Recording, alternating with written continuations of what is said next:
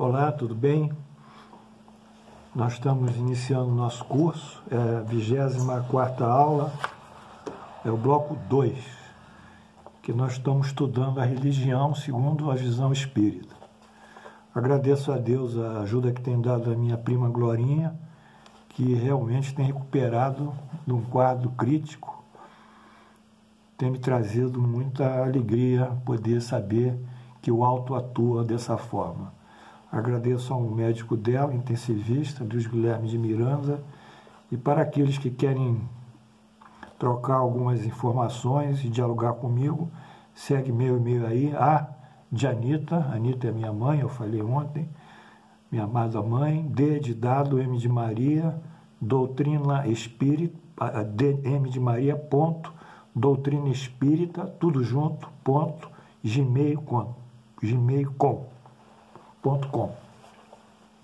Muito bem, na aula anterior, o que marcou mais para nós foi a gente saber que na experiência religiosa habitual existe uma triangulação do acesso teórico, né? Teórico, hipotético a Deus, né? Nessas condições.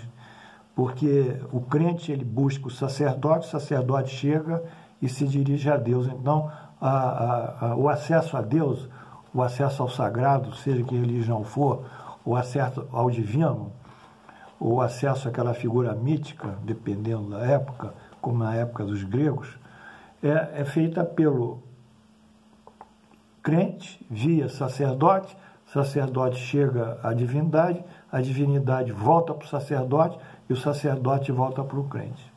Bem, na nossa visão, a visão espírita, a nossa experiência religiosa é a que nós chamamos de religião natural. Natural é algo que vem da própria natureza, quer dizer, algo que, como água que vem de um grotão no topo lá de um morro, a água vai batendo as pedras, descendo, e quando a gente chega aqui embaixo tem ela uma água clara, límpida, fria e sabor, que nos refresca. Essa é a natureza in natura, né? Na natureza.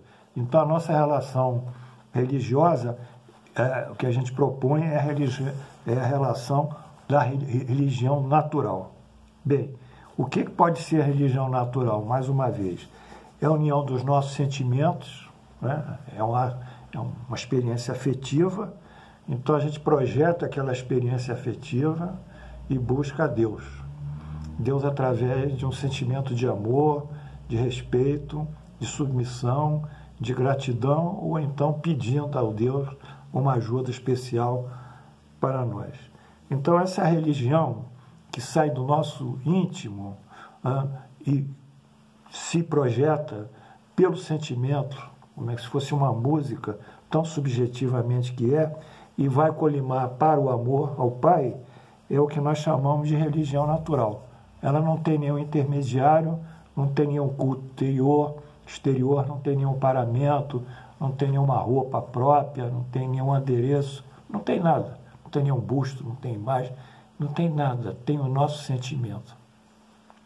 Nesse sentido, ainda da religião natural, tem uma passagem muito boa de Jesus, que me esqueci o capítulo, é em Mateus, que diz o seguinte: o sujeito foi entregar uma oferenda a Deus, lá no santuário, no templo de Salomão. Então ele foi entregar a oferenda e Jesus viu. Aí quando ele foi colocar a oferenda, ele disse, tem alguma coisa contra alguém, você? Perguntou o rapaz. Ele disse, sim, eu tenho alguns problemas. Então ele disse, vai, faz as pazes com aquela pessoa, que você tem algum sentimento de animosidade, que você tem algum tipo de dissensão, volta e entrega a sua oferenda.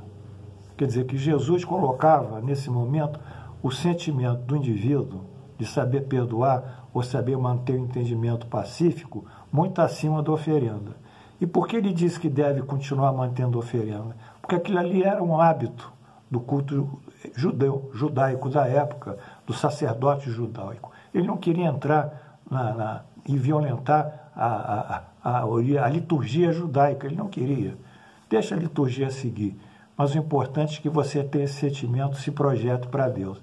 Então, é isso que nós propomos aqui, essa religião natural, espontânea, que sai de nós, que pode ser assim no sofá, pode ser numa cadeira, pode ser na sala, pode ser no quarto, pode ser nesses dias que a gente está sozinho, isolado, pelo menos, a gente tem todo o sentimento dentro de nós.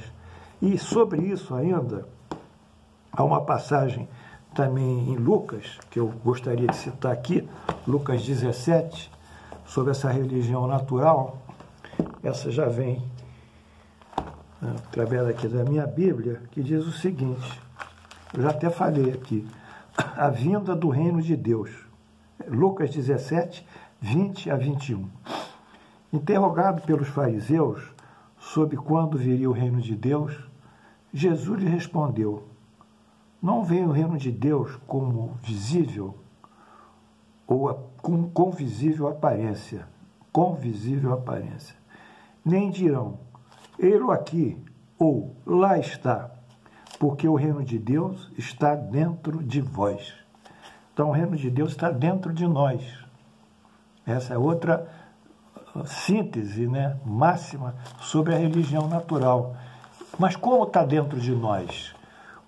O sentimento tem um espaço, tem uma dimensão, altura, largura, comprimento, tem uma massa? Não, o sentimento é algo intraduzível, inefável, indizível, é o que sai da gente, né? E quando esse sentimento se debruça sobre as leis divinas, nós vamos entrando em sintonias com ela e vamos criando um estado de quê? De plenitude existencial, de plenitude de vida, né? De alegria, de felicidade, que é alguma coisa que a gente não consegue verbalizar, é alguma coisa inexplicável. Então, portanto, a religião de Deus, a religião natural, é essa que nasce do nosso ser, pelo nosso sentimento. Ainda há outra passagem sobre isso, sobre o objetivo da religião, que está aqui em João 16, 28. Jesus diz assim, vim ao Pai e entrei no mundo. Vim ao Pai e entrei no mundo. Todavia, deixo o mundo e vou para o Pai. Enfim, quer dizer que veio do Pai, veio para o mundo, entrou aqui nesse mundo, terminou a missão dele apostólica, a missão messiânica, e ele volta para o Pai. Ir para o Pai e voltar para o Pai não deve ser tomado literalmente como entrar e sair, como entrar num determinado espaço físico e sair desse espaço físico. Vir e entrar é metafórico, é simbólico. Ele entra no Pai como? Pelo sentimento dele. Ele sai do Pai como pelo sentimento dele, quer dizer, ele veio do Pai com os sentimentos que o Pai outorgou a ele, ou melhor ainda, que ele conquistou por ser um espírito superior, um espírito messiânico. Então ele vem sobre esse clima espiritual perfeito, messiânico, e vai ao mundo com esse espírito messiânico, produz a sua missão, produz os seus discursos evangélicos, faz lá um milagre, faz lá um evento qualquer de ordem miraculosa, mas, sobretudo, ele mostra a relação que deve existir entre todos nós, filhos de Deus, como ele também, e o Pai maior que é Deus. Então, ele volta ao Pai. De uma certa forma, eu nem diria que ele veio do Pai e voltou para o Pai. Ele sempre esteve no Pai. Porque a passagem que ele diz, eu e meu Pai somos um. Não é? Ele claramente diz, eu e meu Pai somos um. Ou seja, como você pode ser um com o seu Pai? Você pode ser um através da sua ideologia, dos seus sentimentos, da sua forma psicológica e espiritual de agir. Você tem identidade com ele, não é? Essa identidade afetiva, moral, essa identidade de juízo de valor, do bem, da plenitude, da soberania de Deus, é isso que é ele e o Pai. Eu e meu Pai somos um. Por quê? Porque ele é o verdadeiro preposto do Pai. é o verdadeiro representante do Pai. Então, quando o Pai fala, ele repete, repercute nele e ele repete com toda a fidelidade. Então, ele é um preposto tão fiel que a palavra dele tem a conotação e a força da lei e da verdade. Então, tudo que Jesus disser tem a força da lei divina e da força da verdade. Então, essa é a relação que ele mantém com o Pai, e entrar, teoricamente, afetivamente, e sair, é que traça o objetivo final da religião. Porque a religião é como se fosse um degrau, uma escada muito longa, de muitos degraus. Então, nós temos que, pouco a pouco, subindo.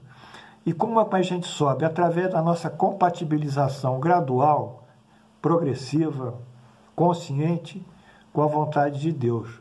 À medida que nós vamos fazendo a vontade de Deus, e dentro dessas vontades, que a gente pode dizer que é a lei de Deus, a soberana para nós espíritas é a caridade.